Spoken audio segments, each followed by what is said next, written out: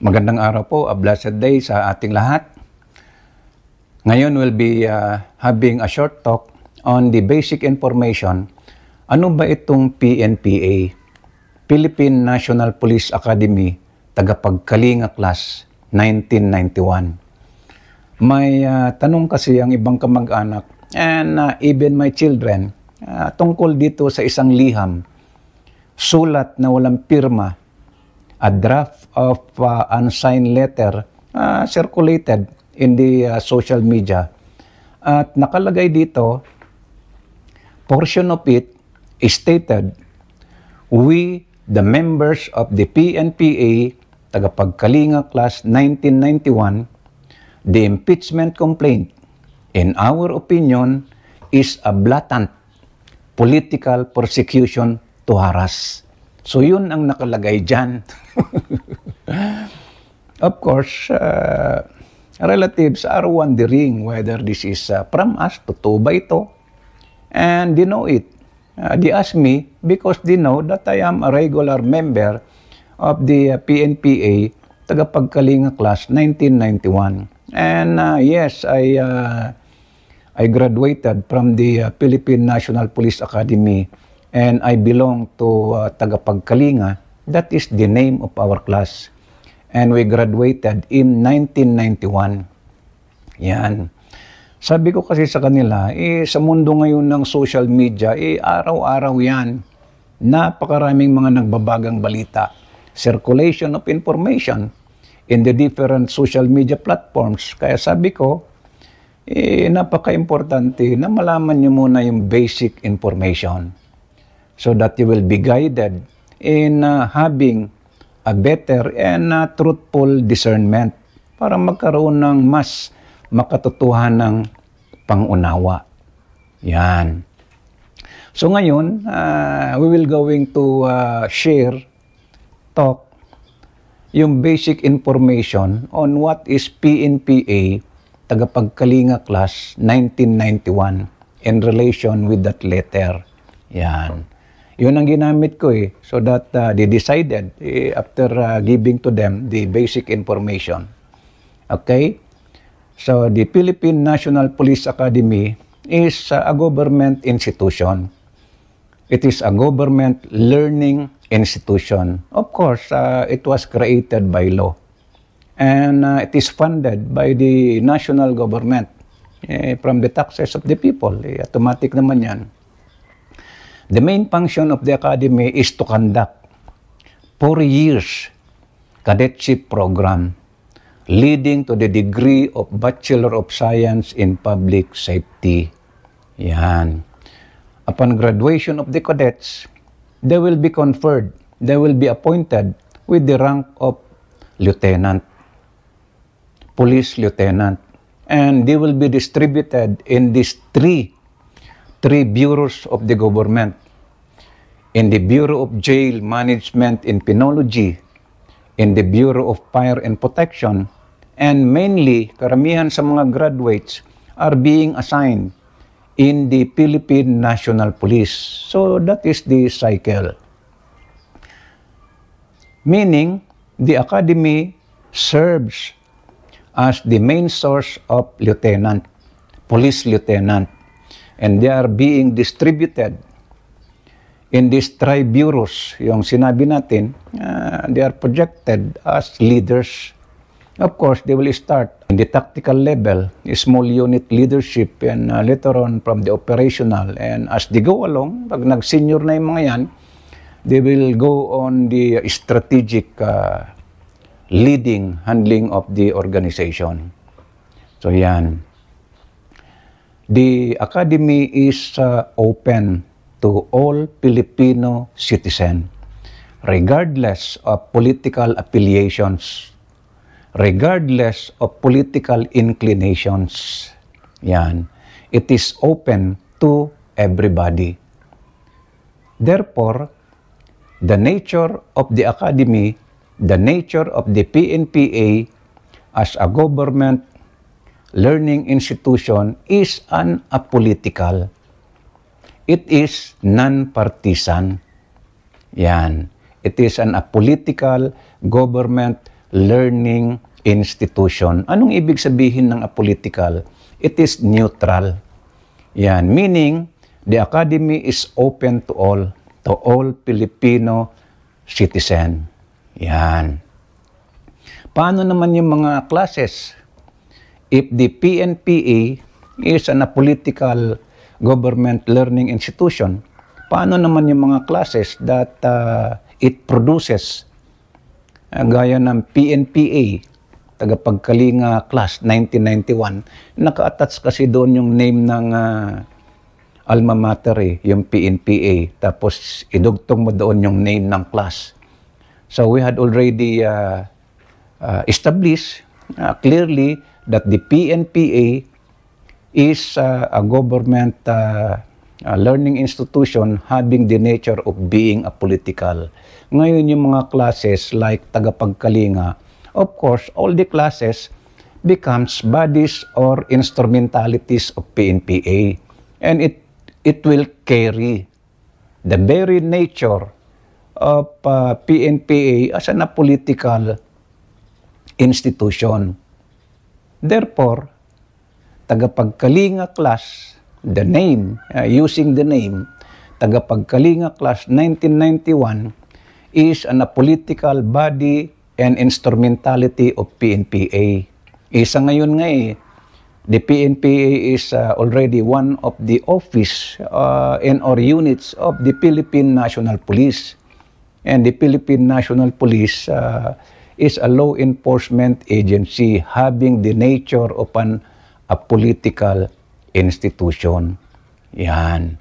So it's now clear that the PNPA, including all the bodies and instrumentalities which are the classes that it produces, are apolitical in nature.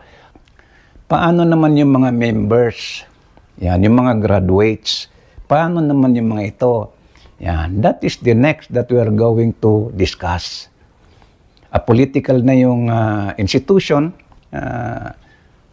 PNPA, attaching the name of the class, those are apolitical institution, bodies and instrumentalities of an apolitical government learning institution. How about the members? Yan. From the very beginning, entering the government service is a voluntary. Nobody was forced. Yan, that is a chosen profession. So upon entry from the academy, isama na natin because it applies to all. From the rank of patrolman, corporal, sergeant, and other variation of sergeant, then it will go to police cadet, then lieutenant, captain, major, lieutenant colonel, colonel, and general. Yan. Isa lang yan. So it applies to all. The appointment will become valid and effective.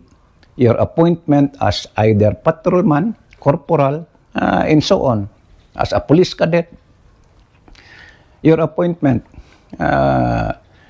will become valid and effective upon the voluntary giving of that oath of office o yung sinumpaang tungkulin. Yan. Ano yung laman ng sinumpaang tungkulin? Pare-parehas lang naman yan in all ranks.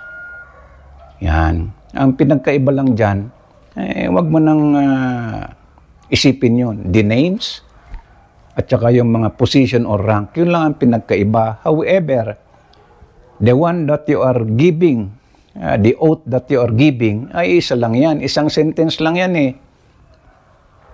I will obey the laws, rules, and regulation. What does it mean? Yan. How can you enforce the law if you will not obey the law? That is adherence with the rule of law. How can you enforce the law if you will not adhere with the law? So I will obey the laws, rules, and regulation duly promulgated by the duly constituted authorities. Kasama na dyan yung chain of command rules and regulation. There are a lot of issuances, regulations being issued in the organizations. Yan. May nakita nga ako sa social media, isang pulis nasa sasakyan. parang nakalimot. Baka hindi niya alam yung kanyang sinumpaang tungkulin. Andiyan naman yan, rules and regulation. Ang dami yan the observance and respect of the chain of command. Andiyan yan sa rules and regulation on courtesies and disciplines. Yung code of conduct and ethical standard. Parang nakalimot. Yung chain of command dyan, the commander-in-chief. The commander-in-chief is the president. Then it will go to the secretary. Then the chief PNP, the regional director. Then the provincial or district director. Then we come the city directors and municipal chief of police. Yan ang chain of command dyan. And you're out of office, ang sinasabi niya dyan, I will obey the laws, yan, rules and regulation promulgated by the duly constituted authorities of the Philippines, of course. May sinasabi pa dyan at walang hangaring umiwas. Yan. So, your values in character is embodied dito sa sinumpaang tungkulin. It is a commitment. It is an obligation. Yan. Obedience to obey the laws, rules, and regulation. Meaning, you adhere with the rule of law. What does it mean? So that you will become an effective in the performance of your functions as law enforcement officer. Meaning, you are an apolitical. Yan, you are an apolitical. So you have the values and character of a lawman, which is apolitical as embodied in your oath of office. Yan. Hindi naman nababago yan the oath of office, yung sinumpaang tungkulin, which is a commitment, which is an obligation, never change. Hindi nababago yan. Kahit ikaw ay nakahubad, kahit ikaw ay nakasibilyan, kahit ikaw ay naka-uniforme, kahit ikaw ay nakabakasyon, ano pa, kahit ikaw ay nakaupo, nakatayo, nakahiga, and even if you are retired, the oath of office, yung sinumpaang tungkulin, is a commitment, is an obligation. Hindi yan nababago. This is the values in character that encompass the professionalism doon sa men and women in uniform. Yan, andyan lang naman yan sa oath of office. Yan. Dapat nga after the giving of oath doon sa position, pag na-promote ka, o appointed ka initially, dapat ipalaminate ka agad yan para hindi malimutan. And even reduce into ID size para dala-dala niya. Minsan kasi, pag sa mga issues and controversies, may tanungan dyan sa mga magkaklase, sa mga iba-ibang classes, even batches, magkakabats. Pag may mga issues or controversies, ano bang tayo nyo dyan? Ano ba ang stand ninyo dyan? And kung if you're going to analyze, yung nagtatanong ng ganyan, parang confused at nakalimot. You ask yourself so that you can answer immediately yung tanong na ano ba ang stand natin? Ano ba ang tayo natin dyan? You ask yourself first, am I in the government service? Am I a government employee? If yes, what is my oath of office? Ano ang iyong sinumpaang tungkulin? Then that is your stand. Yan ang iyong tayo. Yan. May training nga dyan sa men and women in uniform. Nag-undergo yan ng march, yung training on marching. They need to know how to march in cadence, march in proper direction. Yan. And this training on marching is not just intended for drills and ceremonies or it is not just for ceremonial purposes. Training on marching is also a way of values and character formation. Para pagdating sa mga controversies like this, asan ay mga controversies? What is your stand? What is your marching cadence? Saan ka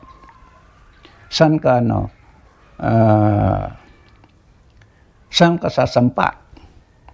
Of course, your marching cadence is with the organization. And what is the organization? The organization you belong is whether a political or otherwise. But if it is a political, doon yung marching cadence mo. Paano naman, saan naman yung marching direction mo? Of course, you go back and you're out of office. So, yun ang magiging stand mo. Yan. You can even enjoy the same right of freedom of expression. Minsan kasi parang akala ng mga personnel in the uniform service parang walang freedom of expression, and that is wrong. Everybody can exercise the right of freedom of expression. Pero alam natin na lahat ng karapatan ay hindi yan absolute. Otherwise, kung absolute yan, kung 100% yan, we can also harm other people. There is also limitation of all the rights conferred by law. Yan. So in the case of men and women in uniform that we are talking, they can also exercise that right of freedom of expression. But your freedom of expression must be within the bounds of your oath of office. Yan. Ano ba yung oath of office mo? Anong sinasabi niyan? Of course, adherence with the rule of law. Yan. Ano bang sinasabi ng expected values and character of a lawman? Of course, being apolitical. So you can exercise also your right of freedom of expression, and your freedom of expression must be apolitical. Yan. We understand, yung trabaho sa uniform service is a noble profession. And minsan, this is very tough. Very tough. Dahil maraming factors dyan especially in the implementations of laws like search warrant, warrant of arrest. Maraming factors dyan that will affect your being as human. The previous position of the subject matter, yung political affiliation, supporters, relatives, friends. Kaya lang, sabi nga natin from the very beginning, nobody was forced to join the uniform service. That is a tough work. But it is very, very clear. You just go back, refer back in your oath of office.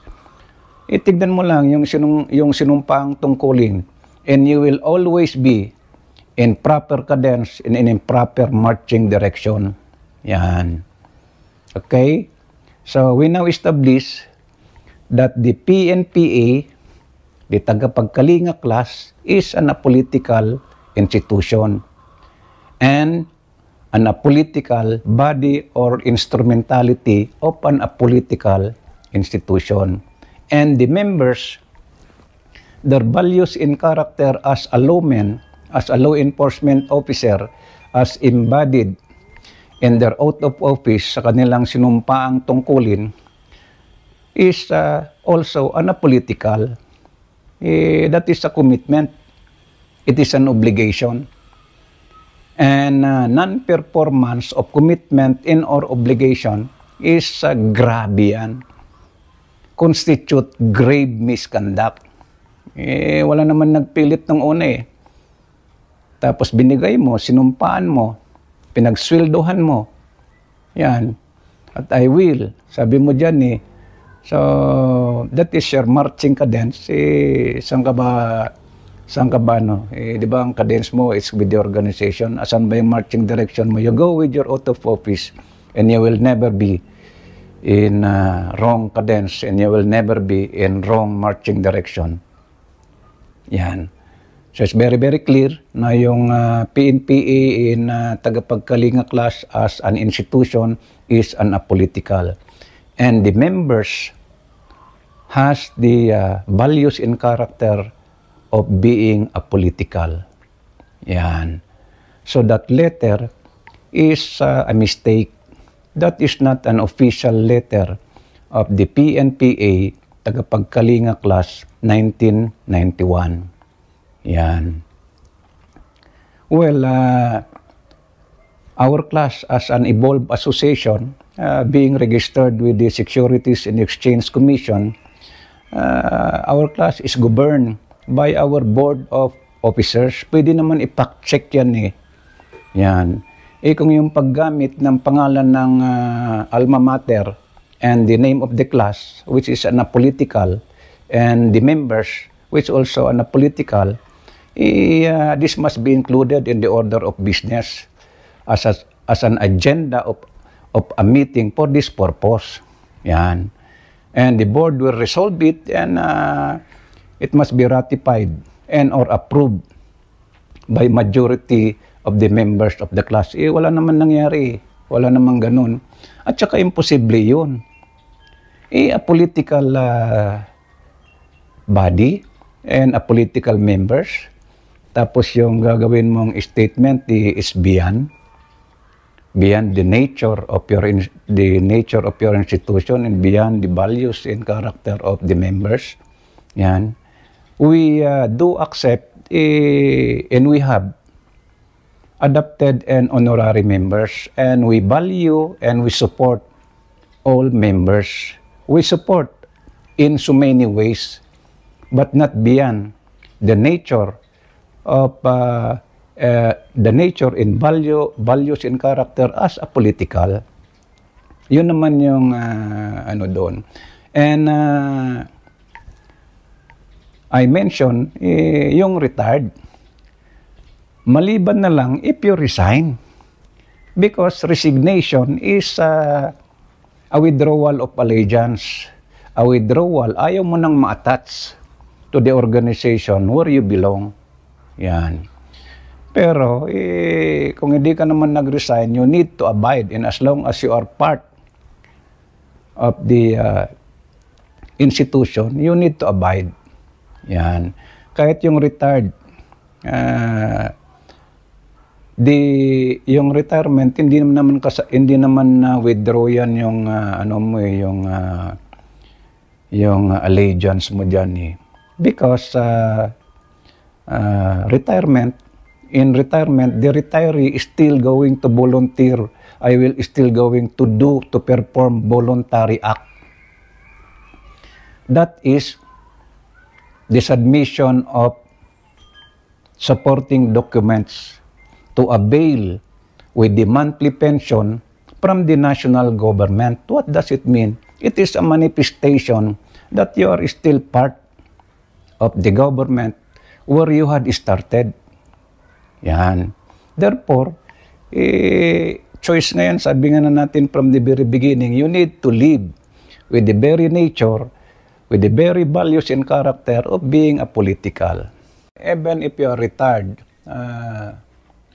retirement is not same as resignation, because resignation is detachment. That is an act of withdrawal of allegiance, o ayaw mo na. And the other one, of course, is the dismissal, removal by cause. Yung retirement, even if you are retired, you are still part and parcel of the organization. Ginagamit mo pa rin yung ano mo dyan, yung rank mo eh. Nilalagyan mo lang ng retired. And during the retirement, the retiree even perform a voluntary act, na sabi natin kanina, which is voluntarily submitted yung supporting documents to avail with the monthly pension. And obviously, ang ibig sabihin yan, you're manifesting that you're still part of the organization where you belong. Sa ngayon kasi, the Tagapagkalinga class 1991 is already one of the older, one of the senior classes that have been produced by the PNPA. And it would be shameful, disgrace, and unfitting before the eyes of the junior classes if they will see that their senior class do not even know how to march in proper cadence or in proper direction na naipaliwanag natin nung una. Napaka-basic lang naman yan eh.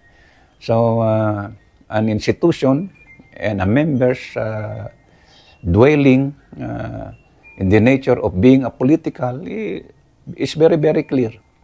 You just base on the oath of office that serves as the values and character of a lawman. Hindi naman na yun mabago. So that is the basic information that will clarify yung sulat na yun. Sabi ko nga, we have adopted and honorary members and we support each other as fraternal brothers and sisters. But the support is not beyond the nature or the values and character of the member.